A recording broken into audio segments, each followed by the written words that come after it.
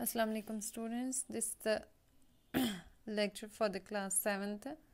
We are discussing about government of states. It's subject political science and the topic today is powers of governor. So let's begin the topic. So here is a list of powers of government. Powers of the governor. As we already saw in the previous lecture that who is governor, who appoints the governor. It's the nominal head of the state. He is appointed by the president for a state. He is the link between the state and the center government. So he or she, whether the male or female, governor has the power of executive powers, legislative powers, judicial powers, financial powers, emergency powers, discretionary powers. Now let's begin one by one the powers of governor. First is the executive powers of the governor. The power of governor in state executive is similar to that of president in the center. That means the powers of the president, which he or she enjoys at the central level, the governor enjoys at the state level. The governor is the has the position of president in the states. President enjoys the executive powers at the center. Similarly, the governor enjoys the executive powers at the state level. Now we will see what are the executive powers of governor. All the decisions of the executive are taken in the name of governor. It is true that executive head of the state is chief minister, but the chief minister and the council of ministers, they take, whenever they have to discuss any law or policy, the governor, the chief minister, the council of ministers, all the three bodies come together, all the three wings come together, where the governor, where the chief minister and the council of states, they take one decision, that is executive decision for a state. The governor appoints the chief minister and the council of ministers. When a political party wins at the state level, then among them one is elected as chief minister, and the council of ministers are chosen by whom? By governor. The chief minister is elected by governor, and the council of ministers that means chief ministers, council of ministers are appointed by the governor. Chairman and members of State Public Service Commission. State Public Service, like we have the KAS, KPS, these services, Kashmir Administrative Service, Kashmir Police Service, these all are appointed by State Public Service Commission, but the chairman and its members are appointed by whom? By the governor. Advocate General of the state is appointed by him. State Election Commissioner, like at the central level, Election Commissioner of India is elected by President. Like at the state level, State Election Commissioner is appointed by the governor. Judges of courts below High Court, district courts, that means judges of high courts below high court, that means district courts, those judges are elected by the governor. That means these are the executive powers of governor, that he appoints chief ministers and his council of ministers, he appoints chairman and members of State Public Service Commission, he appoints Advocate General of the State Election Commissioner, and the judges of the district courts are appointed by the governor. These were the executive powers of governor. Now comes the legislative powers. As we know that a government has three wings: legislative, executive and judiciary.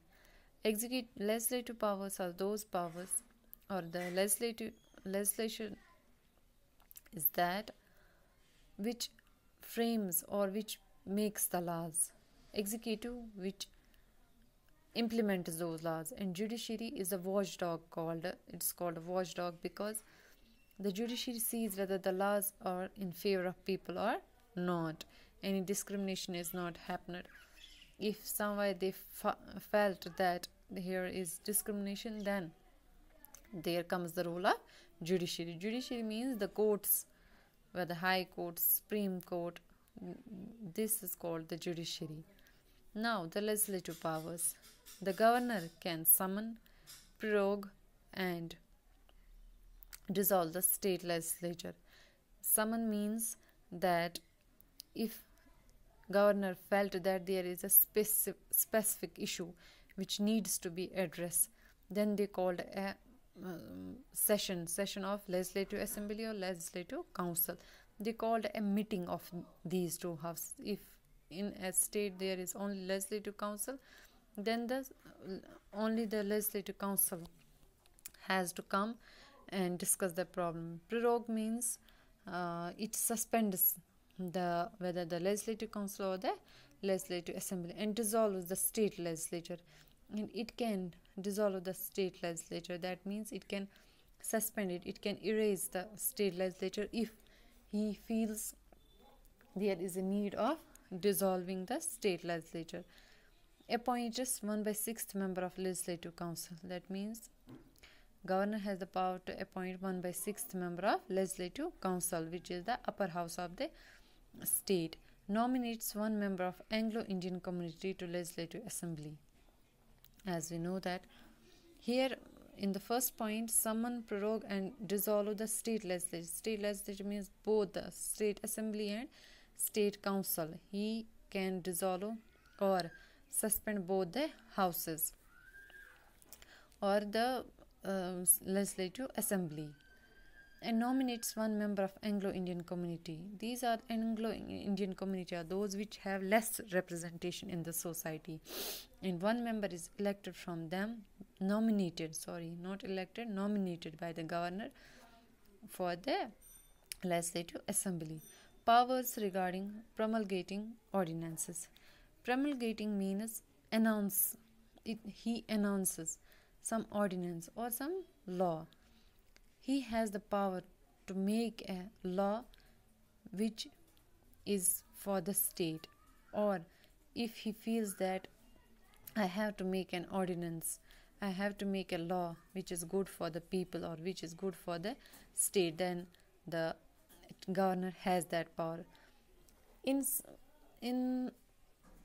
simple terms, I can tell you that if a law or policy is framed, the governor, chief minister, and council of ministers, they discuss those laws or in the assembly or in the legislative council.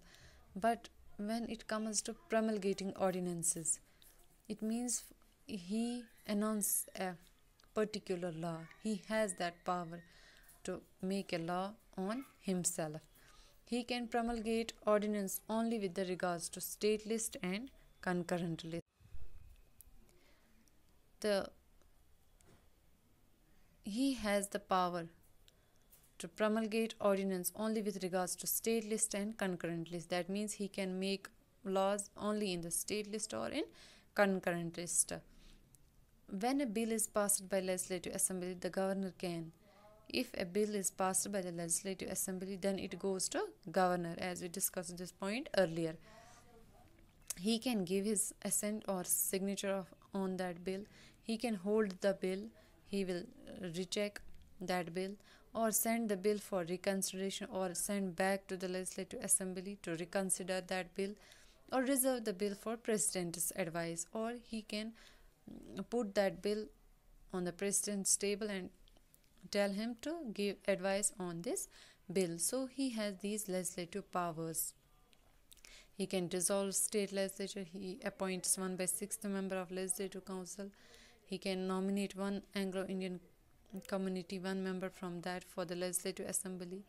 He can announce a law only in the state list and concurrent list. He can, when the legislative assembly passes a bill or discusses a bill, that bill is sent to the governor, then he can give his signature, hold the bill, send the bill for reconsideration, reserve the bill for president's advice. Now comes the judiciary powers or judicial powers.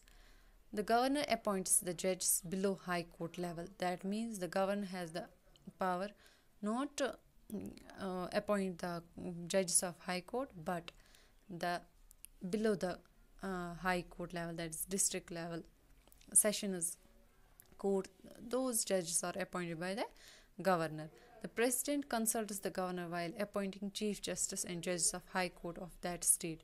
That means when the judges or the chief justice for High Court of that particular state is appointed, then the president consults the governor. That means the president can appoint the chief justice and judges of High Court, not the governor.